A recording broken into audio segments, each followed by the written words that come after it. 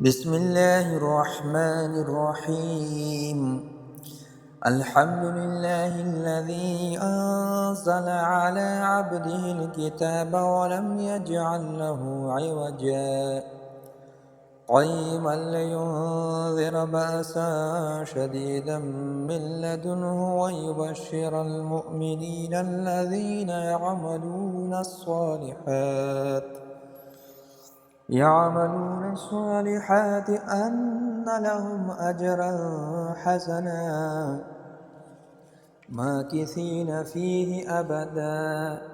وينذر الذين قالوا اتخذ الله ولدا ما لهم به من علم ولا لآبائهم ما لهم به من علم ولا لآبائهم كبرت كلمة تخرج من أفواههم إن يقولون إلا كذبا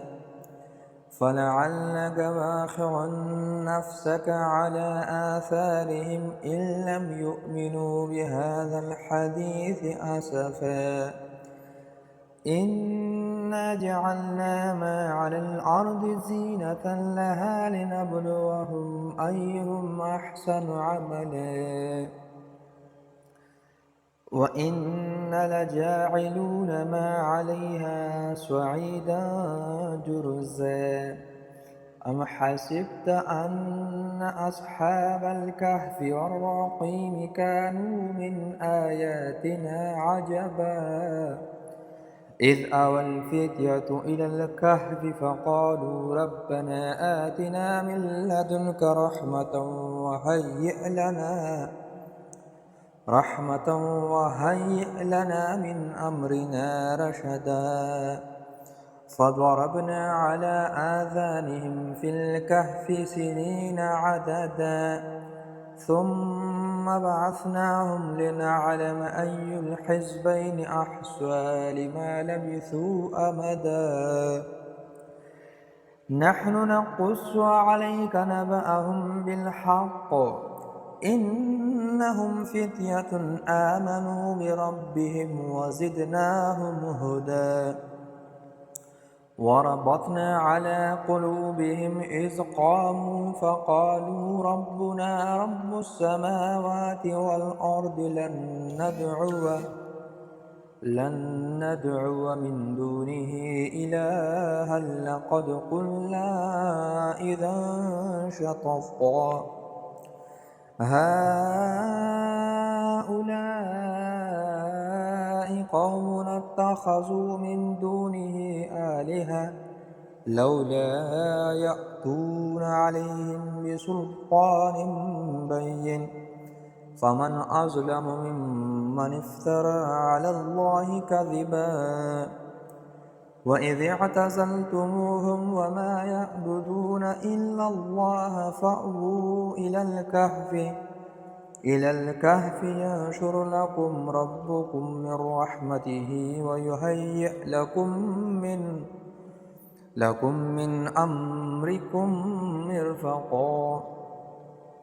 وترى الشمس إذا طلعت تزاور عن كهفهم ذات اليمين وإذا غربت تقرضهم ذات الشمال وهم في فجوة منه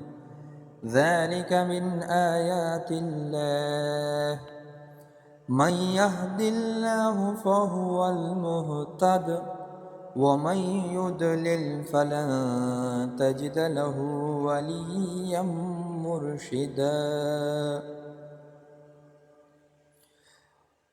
وتحسبهم أيقاظا وهم رقود ونقلبهم ذات اليمين وذات الشمال وكلبهم باسط ذراعيه بالوصيد لو اطلعت عليهم لوليت منهم فرارا ولملئت منهم رعبا وكذلك بعثناهم ليتساءلوا بينهم قال قائل منهم كم لبثتم قالوا لبثنا يوما أو بعد يوم قالوا ربكم أعلم بما لبثتم فابعثوا أحدكم بورقكم هذه إلى المدينة فلينظر أيها أزكى طعاما فليأتكم برزق منه وليتلطف ولا يشعرن بكم أحدا إنهم إن يظهروا عليكم يرجموكم أو يعيدوكم في ملتهم ولن تفلحوا إذا أبدا وكذلك أعثرنا عليهم ليعلموا أن وعد الله حق وأن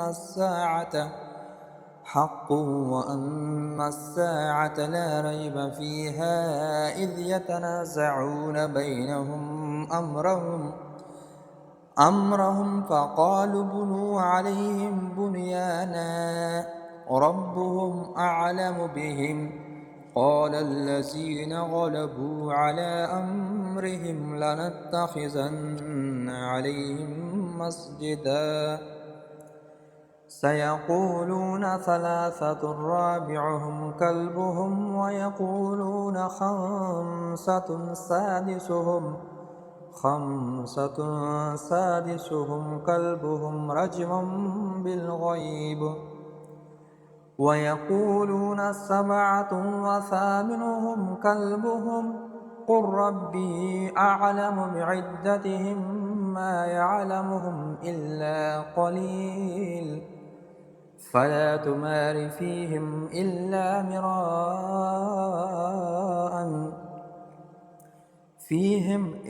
مراء ظاهرا ولا تستفت